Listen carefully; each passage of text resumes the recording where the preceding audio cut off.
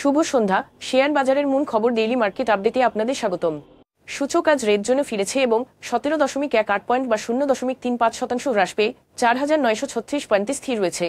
বাজারে লেনদেনের পরিমাণ ছিল 291 কোটি টাকা, যা আগের দিনের তুলনায় 35.86% কম।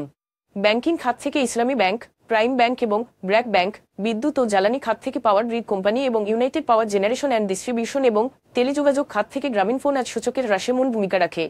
খাতভিত্তিক লাভ লোকসানের হিসেব অনুযায়ী আইটি খাতে আজ সর্বোচ্চ 0.55% এবং সিমেন্ট খাতে দ্বিতীয় সর্বোচ্চ 0.40% মূল্য বৃদ্ধি পায়।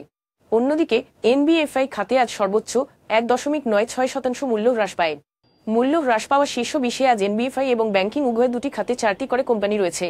Delta Spinners, Energypac Power Generation এবং কেয়া কসমেটিক্স আজ সর্বোচ্চ লাভ করেছে, যেখানে Power Grid Company of Bangladesh, ICB Islamic Bank এবং প্রোগ্রেসিভ লাইফ ইন্স্যুরেন্স আজ সর্বোচ্চ মূল্য হারায়। ডেল্টা স্পিনার্স আজ ইতিবাচক আয় প্রবৃদ্ধি প্রকাশ করায় শীর্ষ লাভজনক প্রতিষ্ঠান হিসেবে নিবন্ধিত হয়েছে। আইসিবি ইসলামিক ব্যাংকে কর্পোরেট ঘোষণার কারণে শেয়ার লেনদেনের কোন মূল্য সীমা না থাকায় আজ তাদের মূল্য হ্রাস পেয়েছে। পাওয়ার গ্রিড কোম্পানি আজ নেতিবাচক আয় বৃদ্ধির কারণে তাদের শেয়ার মূল্য হ্রাস পায়। তবে বাকি শেয়ারগুলোর মূল্য পরিবর্তনের জন্য কোনো মূল্য সংবেদনশীল তথ্য জানা যায়নি। গত 3 মাসের গড় লেনদেনের তুলনায় আজ United Finance, Dulamia Cotton Spinning Mills এবং তাকাফুল ইসলামী ইন্স্যুরেন্সের লেনদেনের পরিমাণ উল্লেখযোগ্যভাবে বৃদ্ধি পেয়েছে। দুলামিয়া কটন স্পিনিং মিলস আজ ইতিবাচক আয় বৃদ্ধি প্রতিবেদন প্রকাশ করায় তাদের লেনদেনের পরিমাণ উল্লেখযোগ্যভাবে বৃদ্ধি পায়। তবে বাকি শেয়ারগুলোর লেনদেন বৃদ্ধির স্বাভাবিক কোনো কারণ জানা যায়নি। আজকের শীর্ষ দুটি সংবাদ। রবিবার 2 ধরনের ট্রেজারি বিলের ফলন সামান্য বেড়েছে, কারণ ব্যাংকগুলি এই সিকিউরিটিজে তাদের অতিরিক্ত তারল্য বিনিয়োগ করতে অনীহা প্রকাশ করেছে। 91 দিনেরটি বিলের কাট অফ ফলন বেড়ে 11.64% হয়েছে, যেখানে 182 দিনেরটি বিলের ফলন বেড়ে 11.87% হয়েছে। তবে নিলামের ফলাফল অনুসারে 364 দিনেরটি বিলের ফলন সামান্য কমে 11.90% হয়েছে।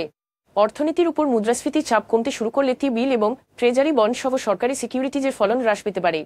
জাতীয় রাজস্ব বোর্ড 2035 অর্থবছরের মধ্যে বাংলাদেশের কর থেকে জিডিপি অনুপাত 10.5% উন্নীত করার একটি উচ্চাভিলাষী লক্ষ্য নির্ধারণ করেছে সরকারি নথি অনুসারে, যেটি 10 বছরের নতুন রাজস্ব কৌশলে বর্ণিত হয়েছে। মধ্যম ও দীর্ঘমেয়াদী রাজস্ব কৌশলের লক্ষ্য হল দেশীয় সম্পদের সঞ্চালন বৃদ্ধি করা, দেশের আর্থিক ভিত্তি শক্তিশালী করা এবং টেকসই অর্থনৈতিক প্রবৃদ্ধিকে সমর্থন করা। আন্তর্জাতিক মুদ্রা তহবিলে চলমান 4.7 বিলিয়ন মার্কিন ডলার ঋণ কর্মসূচির সাথে যুক্ত শর্তে পটভূমিতে প্রবর্তিত এই কৌশলটি ভবিষ্যতের জন্য আরও স্থিতিশীল এবং স্বনির্ভর বাংলাদেশ গড়ে তোলার লক্ষ্যে একটি গুরুত্বপূর্ণ পদক্ষেপ হিসেবে বিবেচিত হবে। আজ এ পর্যন্তই। আগামীকাল আবার আসবো শেয়ার বাজারের নানা আপডেট নিয়ে। ধন্যবাদ।